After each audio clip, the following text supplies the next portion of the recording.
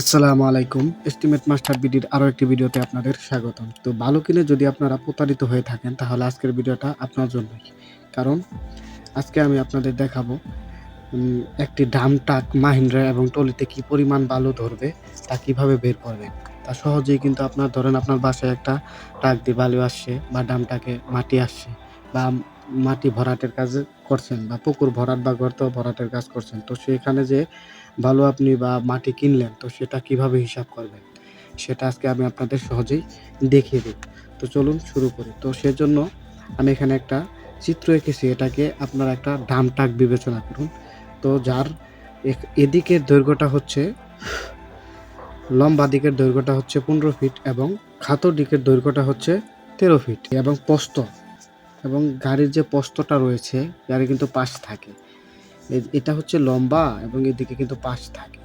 তো এই পাশটা হচ্ছে 8 ফিট এবং যে এই গাড়ির ভিতরে যে উচ্চতাটা ভিতর থেকে বা ভিতরে যে মাটি বা বালু ধরে সেটার উচ্চতা হচ্ছে 6 ফিট 4 ইঞ্চি।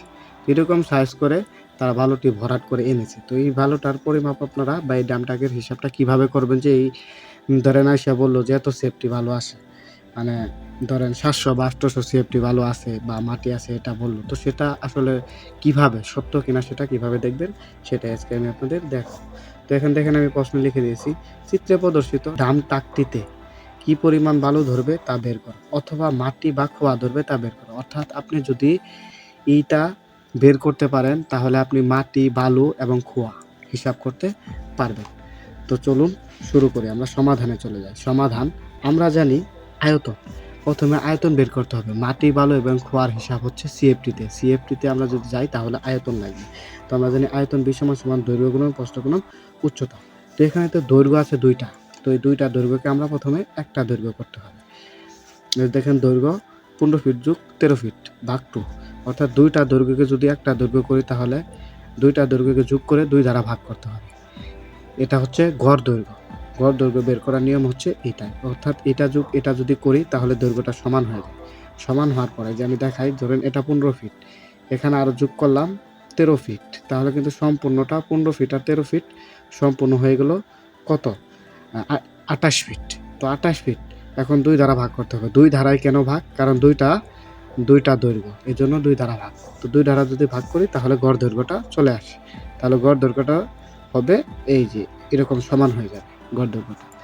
তো এই যে গড় দৈর্ঘ্যটা হচ্ছে 14 ফিট, তো সেটা লিখে দিয়েছি। আর প্রস্থ হচ্ছে 8 ফিট, মানে এখান থেকে গাড়ির যে পাশটা রয়েছে, মানে গাড়ি কিন্তু চৌড়া থাকে, তো সেই চৌড়াটা হচ্ছে 8 ফিট এবং উচ্চতা মানে যে উচ্চতায় তারা মাটি, বালি বা খোয়া ভরাট করে আনছে সেটা হচ্ছে, আপনি ম্যাপে দেখলেন যে সেটা নামানোর পর সেটার উচ্চতা হয় 6 ফিট 4 ইঞ্চি। তো এটা আপনারা 6 ফিট 4 ইঞ্চিকে ফিটে নিয়ে যাবেন, যেহেতু সেফটি মানে যেহেতু আমরা সেফটি বের করব তাহলে সব হিসাব কিন্তু ফুটে লাগবে। তো এটা আমরা 6 ফুট 4 ইঞ্চি, 6 ফুট 4 ইঞ্চিকে যদি আমরা ফিটে কনভার্ট করি তাহলে আছে 6.33 ফুট। তো এখন আমরা ফর্মুলাতে চলে যাই।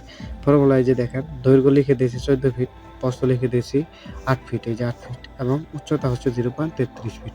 তো সেটা লিখে দিয়েছি যে এখন এতটুকু ক্যালকুলেশন করলে আসে 708.96 সিএফটি, প্রায় সমান 709 সেফটি। এখন এরা যদি বলে যে গাড়িতে বালু আছে 700 সেফটি, তাহলে আপনি ভাববেন যে গাড়িতে বালু ঠিক আছে। আর যদি বলে 800 সেফটি, তাহলে কিন্তু 800 সেফটি বালু এখানে নাই। আপনি তাদেরকে প্রশ্ন করতে পারবেন যে এই গাড়িতে তো 800 সেফটি বালি নাই বা খোয়া নাই বা মাটি নাই। তো এটা কিন্তু আপনারা তাদের প্রশ্ন করতে পারেন, তখন কিন্তু তাদের সেটা বুঝিয়ে দিতে হবে। আর টলির হিসাবটাও এইভাবেই হবে। টলির হিসাব আরও সোজা, এটা কঠিন বিধায় আমি দেখালাম। টলির হিসাব দৈর্ঘ্য আর প্রস্থ থাকবে আর উচ্চতা থাকবে, তো 3টা গুণ করে দিবেন। আর মাহিন্দ্রার যে ট্রাক্টরগুলো রয়েছে সেগুলোর হিসাব ওই একই রকম, দৈর্ঘ্য, প্রস্থ আর উচ্চতা গুণ করার পর আপনারা যত আসবে ততই হচ্ছে সেটার সেফটি। তো এই হচ্ছে গাড়িতে নিয়ে আসা বালু, খোয়া এবং মাটির হিসাব কিভাবে করবেন তার সহজ পদ্ধতি। তো আজকের ভিডিওটা এই পর্যন্তই। যারা ভিডিওটি দেখে উপকৃত হয়েছেন তারা আমার চ্যানেলটিকে সাবস্ক্রাইব করে সাথেই থাকবেন, কারণ আমরা নিত্য নতুন ভিডিও এই চ্যানেলে আপলোড করতেছি। ধন্যবাদ।